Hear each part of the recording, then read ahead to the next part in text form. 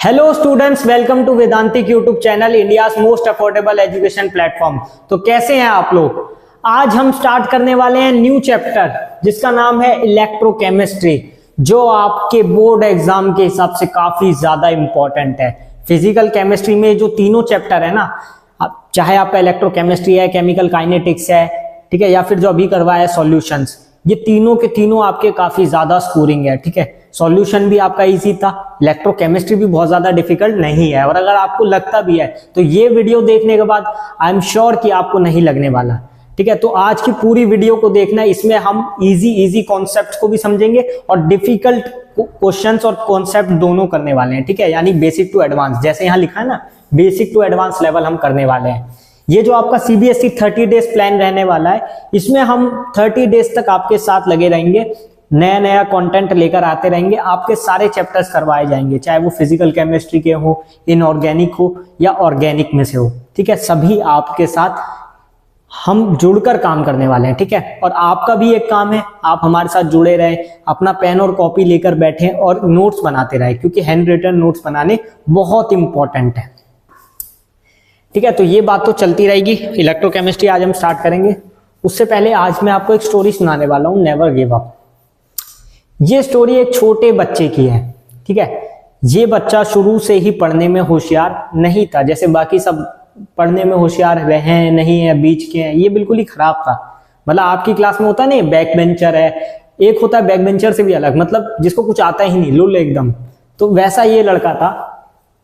तो टीचर पढ़ा रहे थे एक दिन, सभी बच्चे अपने आराम से बैठे थे, टीचर ने एक टॉपिक पढ़ाया, तो उसके ऊपर ये बच्चा अपना हाथ खड़ा करता है कि सर मुझे क्वेश्चन पूछना है। अब सर कहते हैं कि हाँ पूछो। तो ये बोलता है कि सर मेरा क्वेश्चन ये है कि चिड़िया क्यों नहीं उड़ जाती है, चिड़िया अगर उड़ सकती है तो हम क्यों नहीं उड़ सकते हैं। मतलब ये क्वेश्चन था कि चिड़िया उड़ सकती है, हम क्यों नहीं उड़ सकते हैं।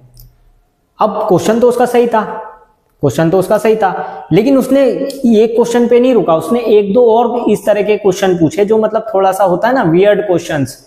मतलब वियर्ड क्वेश्चन से मतलब ये है कि जो कोई और नहीं पूछ रहा है, ये सिर्फ यही पूछ रहा है। ऐसे क्वेश्चन सिर्फ इसके दिमाग में आते थे, इस बच्चे के।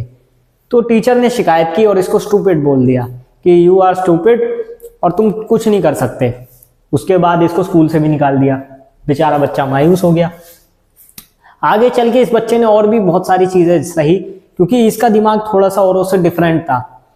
डिफरेंट इन द सेंस खराब नहीं कहूंगा, डिफरेंट इन द सेंस ये कुछ अलग सोचता था। और हमारे यहाँ खासियत है, जो अलग सोचता है वो दुनिया से, समाज से अलग हो जाता है, उसको समाज पसंद नहीं करता, जो एक्स्ट्रा ऑर्डिनरी होता है।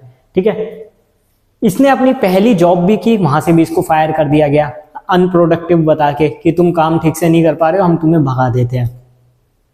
अब बहुत ही निराशा भरी युवावस्था में इस बच्चे ने सोचा अब मैं कुछ अलग करूंगा, और इसने इन्वेंशन की दुनिया में कदम रखा। इन्वेंशन की दुनिया में कदम रखते ही इस बच्चे ने एक ऐसा आविष्कार किया, हालांकि रखते ही नहीं, बहुत टाइम लगा, लेकिन ऐसा आविष्कार किया जिसको आज हम सभी देख रहे हैं। चाहे अमीर से अमीर हो, गरीब से गरीब हो, सबके घरों में वो चीज है, एंड दैट इज लाइट। जी हाँ, मैं बात कर रहा हूं the inventor of light bulb. जिस इंसान ने हमें इलेक्ट्रिसिटी दी, थॉमस एडिसन। कौन? Thomas Edison. आप सभी जानते होंगे, आप सभी ने इनकी स्टोरी भी पढ़ी होगी अपनी क्लास में छोटे होते हुए। ठीक है, थोड़ा बहुत तो आपको याद ही होगा इनके बारे में। थॉमस एडिसन एक बहुत बड़ी, मैं क्या बोलूं, मतलब बहुत बड़ा व्यक्तित्व है, बहुत बड़ा नाम है अगर साइंस की दुनिया से आप उठाएं तो। इनके कुछ कोट पढ़िए। Many of life's failure are people who did not realize how close they were to success when they gave up। कितनी डीप बात कही गई है कि ज्यादातर लोग तभी छोड़ देते हैं जब वो सक्सेस के बिल्कुल करीब आ जाते हैं, मतलब मेहनत करते रहते हैं लेकिन निराश होकर छोड़ देते हैं लास्ट मोमेंट पे। तो इसमें नुकसान किसका होता है? उसी का होता है। मैं आपको बता दूं, एडिसन ने 1000 टाइम्स, जी हाँ 1000 टाइम्स ट्राई किया कि मैं लाइट बल्ब बनाऊंगा, लाइट बल्ब बनाऊंगा। वो 1000 बार फेल हुए, लेकिन वो नहीं रुके। उन्होंने कहा मैं अभी फिर करूंगा ट्राई। मैं कहा मैं फिर ट्राई करूंगा, मैं फिर ट्राई करूंगा। उन्होंने फेलियर को अपने ऊपर हावी होने नहीं दिया, उन्होंने फेलियर से सीखा। वो ये कहते हैं कि मैंने 1000 बार सीख लिया कि कैसे ये नहीं होगा, तब जाके मैंने इसको कर दिखाया। और वही तो एक चीज होनी चाहिए ना आपके अंदर, कमबैक करने की पावर या फिर फेलियर से लड़ने की पावर। आप क्या करते हो, थोड़ा सा दुख आया जिंदगी में, थोड़ा सा मार्क्स क्या कम आ गया, आप गम में चले गए, छोटी छोटी बातों पे डिप्रेशन में। वो कितनी बार फेल हुए सोचो। और जो स्टूडेंट भी बचपन से अच्छा नहीं था, क्या उनकी मेंटल स्टेटस रहा होगा उस टाइम पे। एक और कोट पढ़ते हैं, to achieve anything in life these 3 things are very important, hard work, perseverance and common sense. जो कितनी बड़ी बात है, perseverance, common sense and hard work. ये तीनों चीज तो मतलब होनी है चाहिए सक्सेस होने के लिए। ठीक है, सक्सेस अपने आप नहीं मिलती, सक्सेस के लिए बहुत पापड़ बेलने पड़ते हैं, सक्सेस के लिए बहुत कुछ करना पड़ता है। और आइंस्टाइन या फिर आप किसी भी बड़े से बड़े साइंटिस्ट को ले लोगे, सबने एक बार में कुछ नहीं किया है, सबको टाइम लगा है। सबने क्या किया, सबने टाइम लिया, सबने अपने आप को स्टेबल करने के लिए भी टाइम लिया। सभी ने क्या किया, स्टेबल करने के लिए टाइम लिया। और टाइम ही सबसे इंपॉर्टेंट चीज है, टाइम सबसे बड़ी पूंजी है आज के टाइम में। अगर आपके पास टाइम है और आपके पास टैलेंट है तो आप कुछ भी कर सकते हो। आज नहीं होगा कल हो जाएगा, लगे रहो, मेहनत करते रहो, हार्डवर्क करते रहो, थोड़ा सा अपने आप को स्ट्रांग बनाओ कि फेलियर से आप लड़ सको। धीरे धीरे आप सफलता की सीढ़ियों तक पहुंचोगे, लेकिन उसमें टाइम लगता है, एक दिन में कुछ नहीं होता। ठीक है, तो बहुत ज्यादा इस पे डिटेल में ज्ञान देने की जरूरत नहीं है, आप तो एडिसन के बारे में जानते ही हो। ये सिर्फ आपको इसलिए दी गई थी नेवर गिव अप की स्टोरी, कि कभी भी गिव अप मत करो। ठीक है, आज नंबर अच्छे आ रहे हैं, नहीं आ रहे हैं, आज भविष्य अच्छा दिख रहा है, नहीं दिख रहा है, कल हो जाएगा। अरे खराब समय का भी तो समय होता है ना, वो भी तो बदलेगा, अच्छा समय भी तो आएगा। ये सोचो, पॉजिटिव थिंकिंग रखो। आपको पॉजिटिव थिंकिंग को एफर्मेशन की तरह लेना है कि मतलब होना वही है जो होना है, मैं क्या कर सकता हूं, मुझे ये देखना है। तो आपको गिव अप तो करना नहीं है, वो तो आपकी डिक्शनरी में नहीं होना चाहिए। इसी के साथ हम इस टॉपिक को, इस मोटिवेशनल स्टोरी को खत्म करते हैं। अब थोड़ा सा हम वेदांतिक के बारे में जान लेते हैं। तो वेदांतिक क्या है, अगर आपने पहली बार वीडियो खोली है तो आपको मैं बता देता हूं। ठीक है, JEE NEET foundation CBSE, JEE NEET foundation CBSE, इन चारों कोर्स को मिला के प्लस 9 से लेकर के 12 तक, 12 के बाद ड्रॉपर बैच तक, सभी के सभी कोर्स यहां पर उपलब्ध है। और उसका प्राइस क्या रखा है हमने सभी कोर्स का, सिर्फ 1999, यानी कि 2000 per month. And all subject, ऐसा नहीं कि एक सब्जेक्ट, ऑल सब्जेक्ट के लिए। आप अगर बाहर देखेंगे तो जेईई और नीट की कोचिंग कितनी महंगी हो चुकी है, आप सबको पता है। इवन फाउंडेशन भी अब इतना महंगा हो चुका है। अगर आप कुछ बड़े बड़े ब्रांड्स, मैं किसी का नाम नहीं लेता हूं पहली बात, लेकिन अगर आप चेक करोगे ना तो वो बहुत ही ज्यादा कॉस्टली हो चुका है। हर कोई इसको अफोर्ड कर ही नहीं सकता है। और ऑनलाइन इसीलिए सब प्रेफर कर रहे हैं क्योंकि उतना ज्यादा कोई अफोर्ड नहीं कर सकता, है ना। अगर आपसे 1 लाख 1.5 लाख रुपए अगर आप दे सकते हो साल के तो ठीक है, लेकिन जो नहीं दे सकता, ज्यादातर तो संख्या उनकी है ना जो नहीं दे सकते, वो क्या करते हैं, वो ऑनलाइन कोर्स ले लेते हैं। और उसमें डिस्ट्रैक्शन बहुत ज्यादा होता है, क्योंकि मैंने खुद जेईई की तैयारी की है। 2019 में मैंने JEE main, JEE advance qualify किया। तो आई नो दैट कि ऑनलाइन में आप पढ़ सकते हो, लेकिन लॉन्ग टर्म के लिए ऑनलाइन कितना अच्छा ये आपको भी पता है। ठीक है, हमारा भी यहाँ पर देखो यूट्यूब पे ऑनलाइन चलता है, लेकिन मैं फिर भी प्रेफर करता हूँ ऑफलाइन एजुकेशन इज बेस्ट, क्योंकि ऑनलाइन में डिस्ट्रैक्शन बहुत होता है, ऑफलाइन में वो डिस्ट्रैक्शन जीरो हो जाता है। हमें वो डिस्ट्रैक्शन ही जीरो करना है, उसके लिए ही हम ऑफलाइन क्लासेस लेकर आए हैं। और ऑफलाइन क्लासेस उस रेट पर, जिस रेट पर आपको ऑनलाइन क्लास मिल रही है, उसी रेट पर आपको ऑफलाइन क्लास और बेटर एनवायरनमेंट, बेटर फैसिलिटीज आपको मिलने वाली है। ठीक है, और आपकी जो लोकेशन है वो रहने वाली है यहाँ पर द्वारका सेक्टर 7, रामफल चौक, न्यू दिल्ली। ठीक है, तो दिल्ली में जो भी है वो सभी ज्वाइन कर सकते हैं। एटलीस्ट डेमो भी ले सकते हो आप आके, फ्री 1 वीक ट्रायल। ठीक है, अगर आपको डेमो चाहिए तो 1 वीक आपको फ्री डेमो मिलेगा। आपको कोई फीस पे नहीं करनी है, आपको सिर्फ अपना नाम रजिस्टर कराना है। रजिस्ट्रेशन कराने के लिए ये कॉन्टेक्ट नंबर आपको गिवन है, प्लस मैं अपना एक टेलीग्राम अकाउंट भी डाल दूंगा डिस्क्रिप्शन में, उसको आप चेक कर सकते हो, उसको भी ज्वाइन कर सकते हो। बाकी हमारा व्हाट्सएप चैनल भी आप ज्वाइन कर सकते हो, उसमें भी आपको सारी इंफॉर्मेशन मिल जाएगी। ठीक है, और वेबसाइट पे जाके आप हमारे बारे में चेक इन कर सकते हो। तो ये रहा वेदांतिक का मोटो। हमारा मोटो सिर्फ ये है कि ऑनलाइन क्लास से बेटर ऑफलाइन क्लास होती है, और ऑफलाइन क्लास को चीप कैसे किया जाए उसके लिए हमने ये कर दिया है 2000 per month for all course 9-10 का साइंस मैथ, 11-12 के लिए PCMB physics chemistry maths biology, plus उसके बाद क्या है IIT JEE नीट, इन सब की कोचिंग, सब कोर्स का एक ही फीस है 2000 पर मंथ। इससे सस्ता आपको कहां मिलेगा, ठीक है। तो अगर आप ज्वाइन करना चाहते हो तो ये सब आप देख सकते हो, ठीक है। मैंने आपको सारी की सारी इंफॉर्मेशन दे दी है। So now coming back to the topic, आज का हमारा टॉपिक क्या है, इलेक्ट्रोकेमिस्ट्री। अब इलेक्ट्रोकेमिस्ट्री नाम से ही समझ आ रहा है, electro plus chemistry, electro plus chemistry यानी कि इलेक्ट्रिकल एनर्जी, इलेक्ट्रिक से आ गया इलेक्ट्रिकल एनर्जी, केमिस्ट्री से आ गया केमिकल रिएक्शन, केमिस्ट्री से आ गया केमिकल रिएक्शंस। ये दो चीजें आपको यहां पर बहुत ज्यादा देखने को मिलेगी, इलेक्ट्रिकल एनर्जी और केमिकल रिएक्शंस। तो इसमें होता क्या है, इलेक्ट्रिकल एनर्जी के थ्रू केमिकल रिएक्शन जनरेट कराना या केमिकल रिएक्शंस के थ्रू इलेक्ट्रिकल एनर्जी कन्वर्ट कराना। तो यानी कन्वर्जन क्या हो रहा है, chemical reaction to electrical energy, electrical energy to chemical reaction, chemical energy भी बोल सकते हो आप, लेकिन चेंज हो रहा है, फेस चेंज होता जा रहा है। वही इसमें हम पढ़ने वाले हैं। इसमें हम दो चीजें पढ़ेंगे, एक तो इलेक्ट्रोलिसिस और दूसरा हम पढ़ने वाले हैं केमिकल सेल रिएक्शन, जिसमें हमारा क्या आता है, इलेक्ट्रोकेमिकल सेल, गैल्वेनिक सेल, ठीक है। तो हम इलेक्ट्रोलिसिस पहले समझ लेते हैं, उसके बाद फिर हम इलेक्ट्रोकेमिकल रिएक्शन देखेंगे, जिसमें हम इलेक्ट्रोकेमिकल सेल देखने वाले हैं, ठीक है। दो पार्ट में मैं इसको डिवाइड करने वाला हूं, एक है हमारा इलेक्ट्रोलिसिस या इलेक्ट्रोलिटिक सेल भी बोल सकते हो, यहां पर हम देखेंगे इलेक्ट्रोकेमिकल सेल,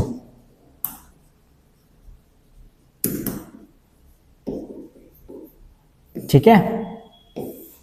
पहले इलेक्ट्रोलिसिस का थोड़ा बेसिक मैं बता दूं, इसमें क्या किया जाता है इलेक्ट्रोलिसिस में, जैसे आप ब्राइन सॉल्यूशन के बारे में जानते होंगे, NaCl का एक्वस सॉल्यूशन यानी NaCl plus water, salty water भी बोलते हैं जिसको। तो उसमें क्या करते हैं, हम बिजली प्रोवाइड करते हैं, यानी कि उसमें इलेक्ट्रोलिसिस करते हैं, ठीक है ना, इलेक्ट्रोलिसिस करते हैं जिससे कि उसका डिसोसिएशन कर सके, उसमें Na को अलग कर लेते हैं, Cl को अलग कर लेते हैं। तो वो प्रोसेस हम समझने वाले हैं। देखो यहाँ डायग्राम दिया हुआ है, कैथोड एनोड। अब कैथोड एनोड ये मत कहना नहीं जानते यार, ये 9-10 में आप पढ़ चुके हो, ये तो आपको आना चाहिए इतना। तो अब इतना बेसिक भी नहीं आता तो फिर तो दिक्कत है, लेकिन फिर भी चलो मैं तो आपको बता ही रहा हूं। देखो यहां पर हमने वाटर रखा, NaCl का वाटर सॉल्यूशन, ठीक है। यहां पर करंट, देखो करंट कैसे चलेगी, ऐसे करंट कैसे चलेगी, हायर टू नेगेटिव, ठीक है, हायर टू नेगेटिव, इस तरीके से। अब जब इलेक्ट्रोलिसिस होगा, देखो ये तो आप बेसिक्स जानते हो, इलेक्ट्रोलिसिस होगा तो यहाँ दो रिएक्शन होंगी, देखो एक एनोड पे एक कैथोड पे। एनोड पे क्या होता है, ऑक्सीडेशन, कैथोड पे क्या होता है, रिडक्शन। रिडॉक्स रिएक्शन आपने पढ़ी है, नहीं भी पढ़ी तो चलो वो भी बता देते हैं। अगर आपने कुछ भी नहीं करा है ना, तो भी अगर आप ये लेक्चर देखोगे तो भी आप समझ सकते हो। एनोड पे रिएक्शन लिखते हैं, एट एनोड क्या होगी रिएक्शन, जल्दी बताओ। एनोड पे क्या होना है, देखो एनोड पे आएगा Cl negative, Cl negative anode की तरफ आएगा, और कैथोड पे कैटायन को अट्रैक्ट करेगा। कैथोड किसको अट्रैक्ट करेगा, कैटायन को। तो कैथोड कैटायन कौन सा, Na पॉजिटिव, इसको अपनी तरफ लाएगा, एनोड Cl नेगेटिव को अपनी तरफ लाएगा। तो Cl नेगेटिव में क्या होगा, देखो ये क्लोरीन में जाना चाहेगा, क्लोरीन यानी गैस फॉर्म में आना चाहेगा। दो ले लेते हैं, Cl2 बनाना ना, तो ये क्या करेगा, दो इलेक्ट्रॉन अपने दे देगा, दो इलेक्ट्रॉन अपने दे देगा, यानी कि डोनेट कर देगा, ठीक है। इसकी टेंडेंसी, डोनेट करने की टेंडेंसी को ही क्या कहते हैं, ऑक्सीडेशन, ऑक्सीडेशन। ये मैं आपको हाफ रिएक्शन सेल्स बता रहा हूं, ठीक है, हाफ रिएक्शन में।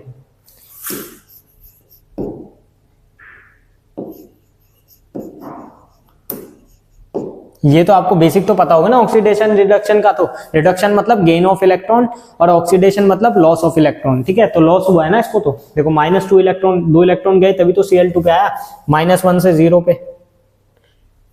अब कैथोड पे देखो कैटायन है हमारा Na positive, Na positive aqueous में है ये। इसका क्या होगा, यहां पर इसको एक इलेक्ट्रॉन मिलेगा, तब जाके ये सॉलिड फॉर्म में आएगा, तब जाके ये सॉलिड फॉर्म में आएगा, ठीक है ना, ऐसे तो आएगा नहीं। अब देखो इसको क्या मिला, इलेक्ट्रॉन मिल गया, यानी इनने इलेक्ट्रॉन एक्सेप्ट किया। इलेक्ट्रॉन एक्सेप्ट करने की टेंडेंसी मतलब रिडक्शन, यहां क्या हुआ, रिडक्शन।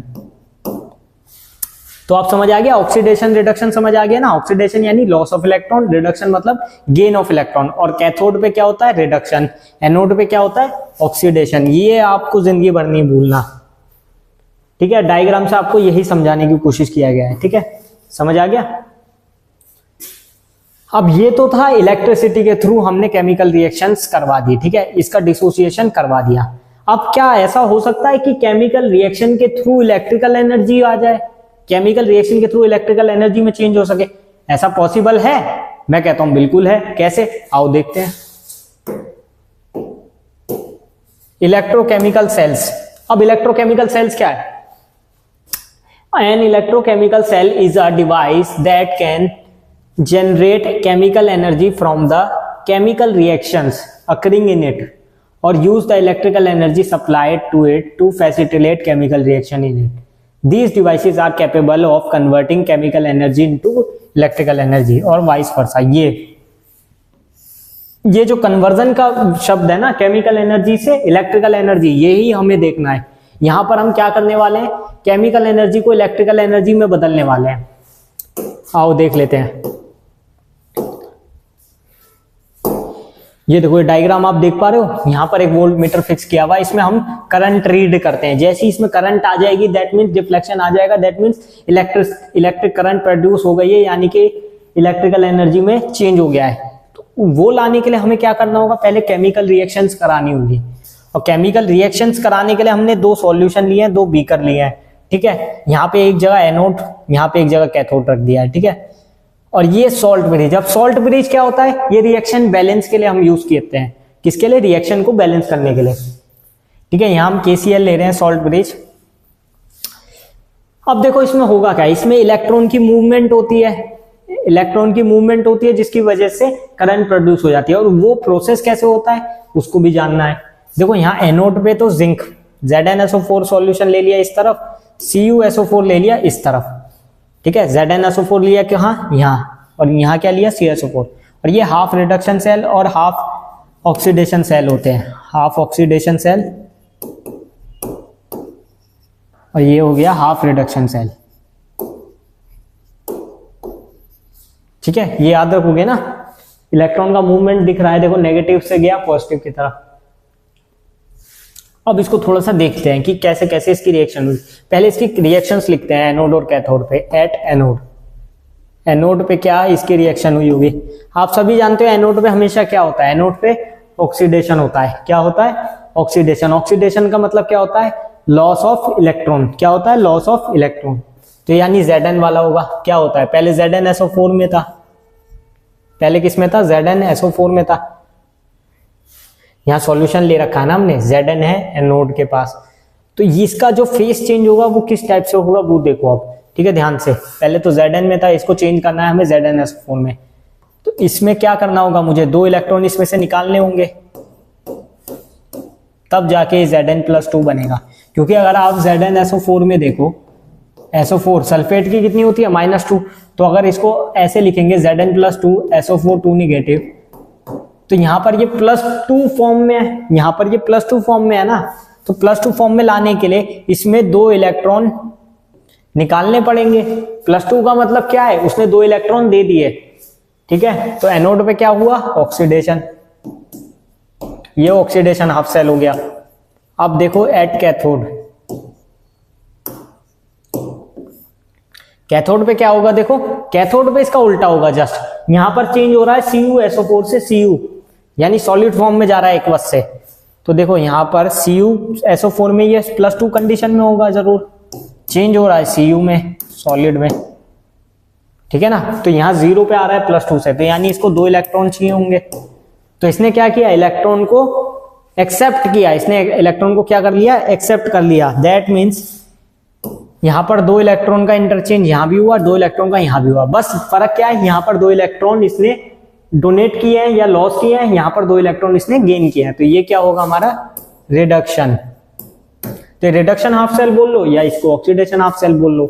अब दोनों में क्या हो रहा है? ऑक्सीडेशन रिडक्शन हो रहा है, रिडॉक्स रिएक्शन हो रही है, इलेक्ट्रॉन का मूवमेंट होगा। इलेक्ट्रॉन का मूवमेंट जब होने लगेगा तो यहाँ पर पोटेंशियल डिफरेंस देखने को मिलेगा, और यहाँ पर क्या जनरेट हो जाएगी? करंट। और जैसे ही यहाँ पर डिफ्लेक्शन आएगा, करंट जनरेट हो जाएगी, समझ लो इलेक्ट्रिकल एनर्जी प्रोड्यूस हो गई। और जैसी इलेक्ट्रिकल एनर्जी प्रोड्यूस हो जाएगी, दैट मीन्स आप समझ लो कि यहाँ पर हमारा काम बन गया। इलेक्ट्रोकेमिकल सेल का काम यही होता है, केमिकल एनर्जी को इलेक्ट्रिकल एनर्जी में चेंज करना, और वो पॉसिबली हो गया। ठीक है, समझ आ गया पूरा प्रोसेस। और एक चीज और है, एक चीज और आती है, अगर ये इलेक्ट्रिकल एनर्जी प्रोड्यूस हो रही है तो जरूर इसमें कोई सेल पोटेंशियल होगी या फिर इलेक्ट्रोड पोटेंशियल होगी। जरूरी, सिंपल सी बात है ना, सेल पोटेंशियल इलेक्ट्रोड पोटेंशियल तो जरूर आया होगा अगर इसमें करंट प्रोड्यूस हो गई है तो उसका भी देखो क्या होता है। जैसे ई सेल, सेल पोटेंशियल हम इसमें क्या लिखते हैं, ई सेल, ई सी लिख देता हूं इसको, एट कैथोड, जो कैथोड पे होगी और जो एनोड पे होगी, उन्हीं के डिफरेंस को क्या बोलेंगे, सेल पोटेंशियल। उसी के डिफरेंस को क्या बोलेंगे, सेल पोटेंशियल। मतलब यहां जो पोटेंशियल है और यहां जो पोटेंशियल है, इन दोनों के डिफरेंस को क्या बोलेंगे, सेल पोटेंशियल। ठीक है, ये याद रखना है। अब स्टैंडर्ड सेल पोटेंशियल क्या होता है, एक स्टैंडर्ड सेल पोटेंशियल भी आता है, आगे भी पढ़ेंगे, मैं यही फॉर्मूला लिख देता हूं, ई नॉट सेल। तो वो भी कुछ नहीं होता है, उसमें ई नॉट ले लेते हैं बस, E naught C cathode minus E naught C anode. ठीक है, बाकी आगे और पढ़ने वाले हैं हम इसके बारे में। एक आता है हमारा गैल्वेनिक सेल। देखो, galvanic cell is a type of electrochemical cell भी बोल सकते हैं। ठीक है, जो प्रॉपर्टीज उसमें होती है वही केमिकल रिएक्शन को इलेक्ट्रिकल एनर्जी में चेंज करना या फिर उल्टा करना, यही सब इसमें रहेगा। So galvanic cell is an electrochemical cell that converts the chemical energy of a spontaneous redox reaction into electrical energy. देखा, वही किया है, रिडॉक्स रिएक्शन तो होती है उसमें एनोड कैथोड पे। In this divide the Gibbs free energy. अब गिब्स एनर्जी भी हम आगे पढ़ेंगे। ठीक है, ये बहुत इंपॉर्टेंट पार्ट है, छोड़ना नहीं है। Gibbs energy of the spontaneous redox reaction is converted into electrical work which may be used for running a motor और अदर इलेक्ट्रिकल गैजेट्स। ठीक है, तो ये आप बस सिंपली पढ़ सकते हो, इतना कुछ है नहीं। बट गिब्स फ्री एनर्जी हम आगे पढ़ने वाले हैं, उसमें स्पॉन्टेनियस रिएक्शन कैसे होगी, नॉन स्पॉन्टेनियस रिएक्शन कैसे होगी, वो सब हम देखेंगे। ठीक है,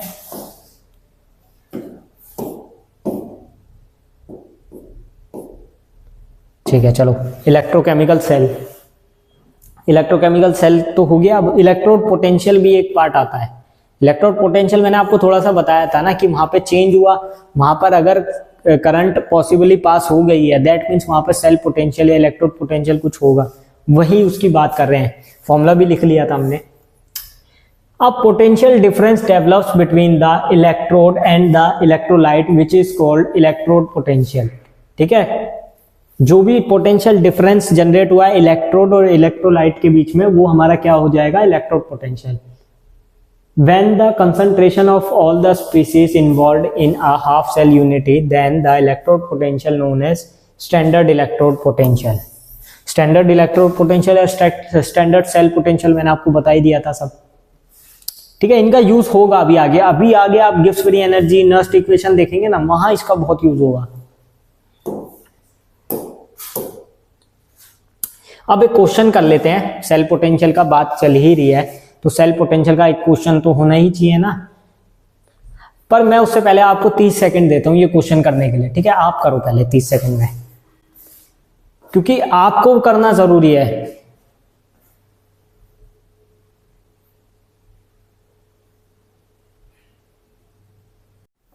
अब देखो इस क्वेश्चन में क्या करना है हमको। ये देखो, ये रिएक्शन दी हुई है ना,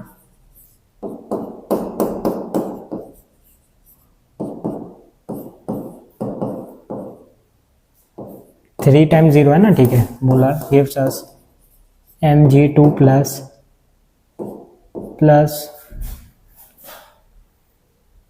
अच्छा, ये इसी की मोलर कंसंट्रेशन है 0.13 मोलर प्लस 2Ag सॉलिड। ठीक है, अब देखो इसमें करना क्या है हमको, ई सेल हमें निकालना है। ई नॉट सेल गिवन है, ई नॉट सेल गिवन है कितना, 3.17 वोल्ट। अब फॉर्मूला क्या होता है इनके बीच में, ई सेल का इक्वल्स ई नॉट सेल,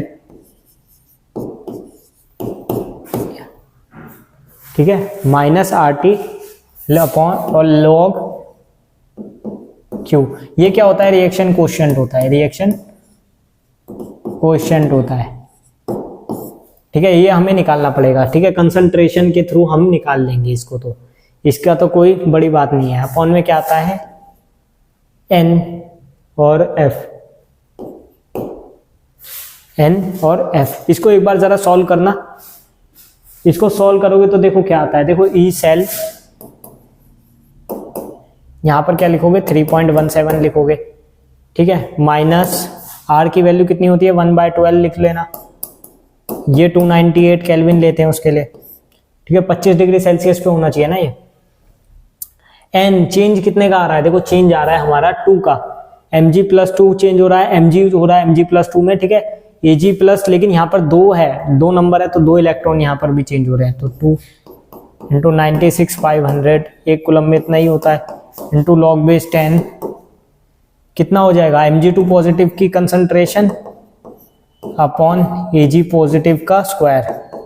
क्यों? क्योंकि यहाँ पर 2Ag है। ठीक है, समझ में आ रहा है ना? चेंज में देखोगे, अगर इसको 2 हाफ रिएक्शन में ऐसे आप देखोगे ना तो समझ पाओगे इसको, कि एक तरफ ऑक्सीडेशन हो रहा है, एक तरफ रिडक्शन हो रहा है। ठीक है, इसको सॉल्व करो जरा। 6 ये कितनी बार कटेगा? लगभग 50 लिख लेते हैं, 300 मान के। 50 होता तो फिर ये पूरा 100 से कट जाता 2 बार में। ठीक है, तो ये होता 2 इंटू 965 3.17 कितना आता है यार? करो इसको कैलकुलेट पूरे को और करके मुझे बताओ। ठीक है, जल्दी, 10 मिनट है आपके पास। और नहीं भी है तो अपने आप से ले लो यार थोड़ा सा तो।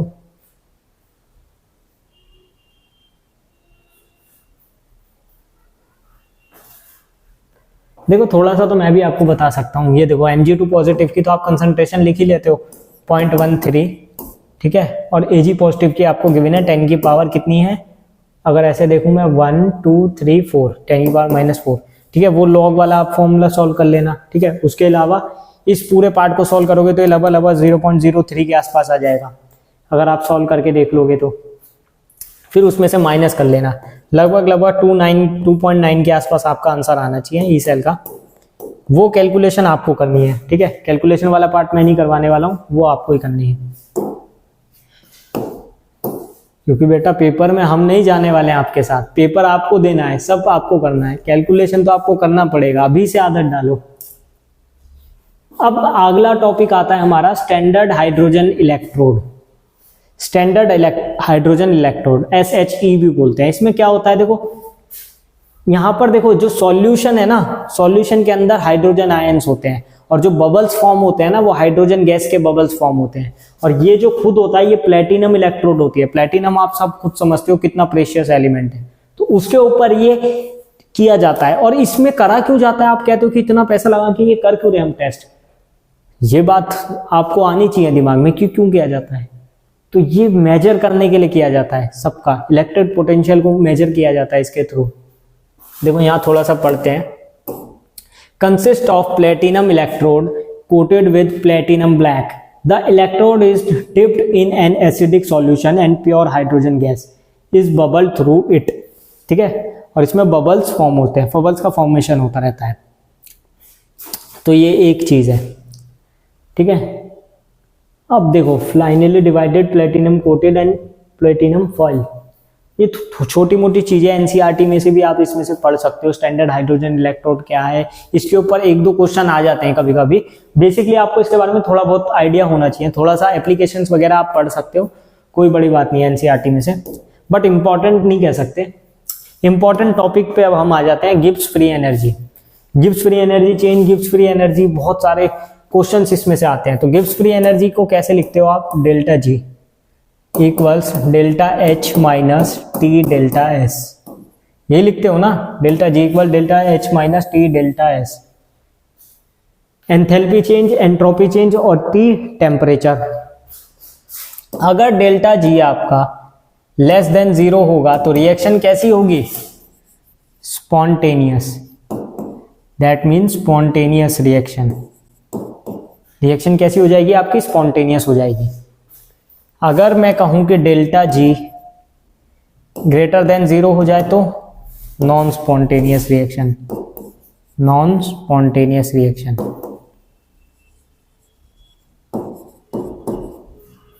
नॉन स्पॉन्टेनियस रिएक्शन हो जाएगी, ठीक बात है। डेल्टा जी को अगर मैं 0 लिख दूं तो क्या हो जाएगा, एट इक्विलिब्रियम।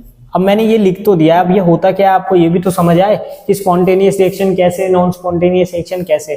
तो देखो अगर डेल्टा जी निगेटिव आ जाएगा तो स्पॉन्टेनियस रिएक्शन होगी, मतलब हीट रिलीज हो जाएगी और जो एनर्जी स्टेट है वो लोअर एनर्जी स्टेट की तरफ जाएगी, मतलब रिएक्शन खुद ब खुद हो जाएगी, हमें कुछ नहीं करना पड़ेगा, उसको वर्क नहीं देना पड़ेगा। डेल्टा जी पॉजिटिव है, दैट मीन्स वर्क किया गया है, दैट मीन्स वो नॉन स्पॉन्टेनियस होगी, वहां हीट रिलीज नहीं होगी। डेल्टा जी 0 है तो इन दोनों के बीच में रख लो, ये दोनों के बीच का केस हो गया, यानी कि यहां पर दोनों से अलग होगा, ये एकदम इक्विलिब्रियम पोजीशन पे रहेगा, ठीक है। अब डेल्टा जी का यहां पर फॉर्मूला क्या होता है, अगर हम इस चैप्टर से कोऑर्डिनेट करवाएं यानी इलेक्ट्रोकेमिस्ट्री से, तो डेल्टा जी होता है हमारा -NFE सेल, यही होता है -NFE। और delta G not standard Gibbs free energy change क्या होगा, -NFE नॉट सेल, ठीक है। दोनों फॉर्मूले इंपॉर्टेंट है, याद कर लो। आगे जो हम नर्स्ट इक्वेशन पढ़ने वाले हैं ना उसके लिए बहुत ज्यादा इंपॉर्टेंट हो जाता है।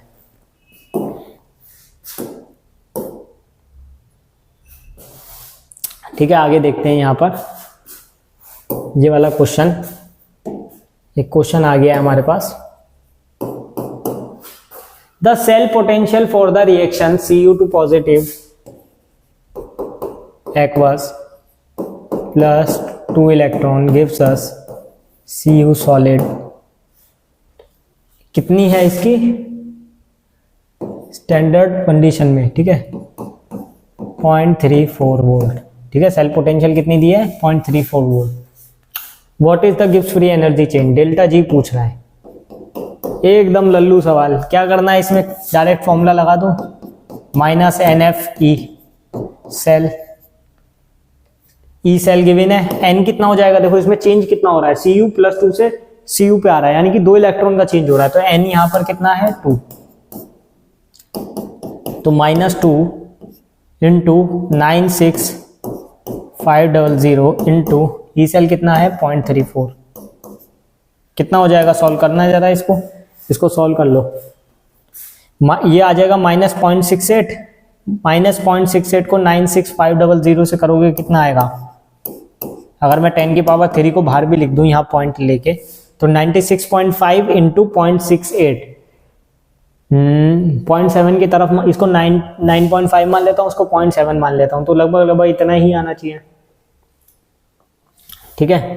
और माइनस में आना चाहिए जूल पर मोल, इसकी जो यूनिट होगी, चेक कर लो जरा, -64 पॉइंट में कुछ भी आएगा, मान लो 0.5 आए 0.6 आए, मतलब मैं बता रहा हूँ 64 से 65 के बीच में आना चाहिए, ये आप चेक कर सकते हो।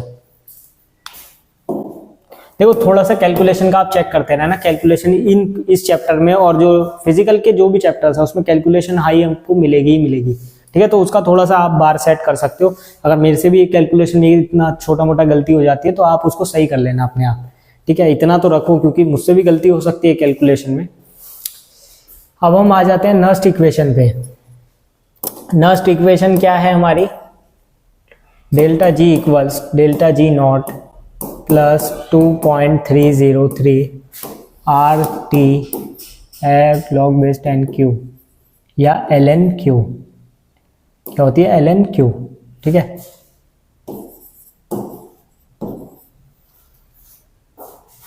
ठीक है, अब देखो इसकी ये नर्स्ट इक्वेशन तो मैंने लिख दी, किसके लिए, गिब्स फ्री एनर्जी के लिए। अब ई सेल और ई नॉट वाली मेन है, वो क्या होती है जिस पे हम क्वेश्चन कर रहे थे। ई सेल इक्वल्स होता है हमारा क्या, ई नॉट सेल माइनस NF, यहां पर भी -NF।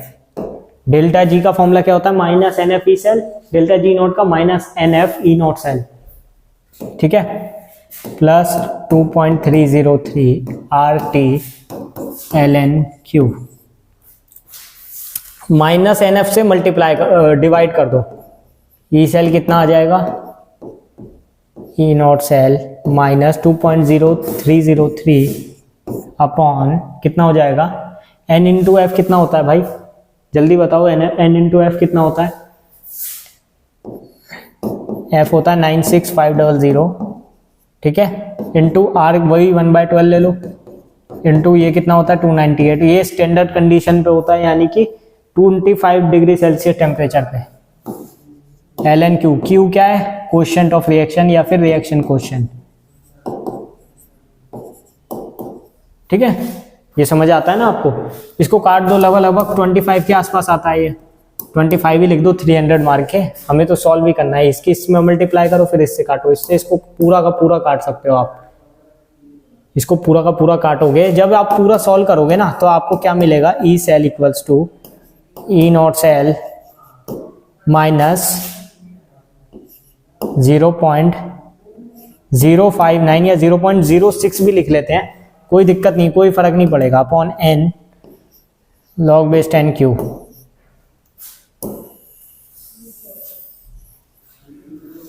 समझ आ गई कैसे किया मैंने इसको, ये होती है आपकी नर्स्ट इक्वेशन, ठीक है, E cell equals to E naught cell minus 0.059 upon n log base 10 Q. जरा इसको नोट करो, 2 मिनट में आपको देता हूं,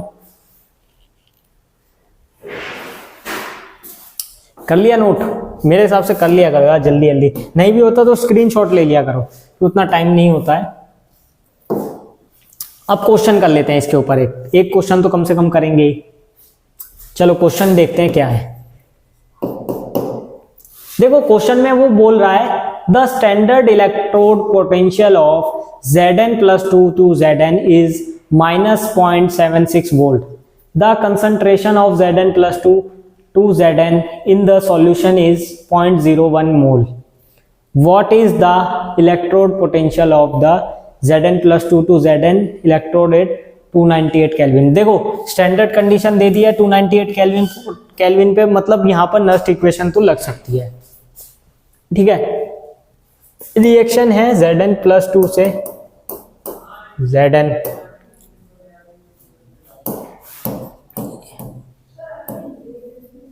कितना होगा, इनोट सेल यहाँ पे -0.76 वोल्ट, ठीक है। The concentration of Zn+2 to Zn of the solution is, concentration कितनी दे दिया है Q 0.01 मोल, इसको 10⁻² m भी लिख सकता हूं ना मैं। What is the electrode potential of the Zn+2 to Zn electrode at 298 Kelvin?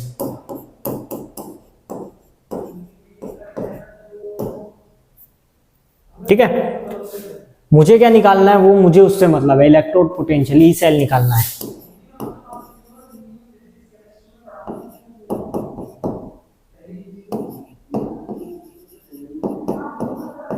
E naught cell minus 0.059, अभी मैंने नस्ट इक्वेशन लिखी थी, अब ये मत बोलना कि ये कहां से आ गया, log base 10 क्यू,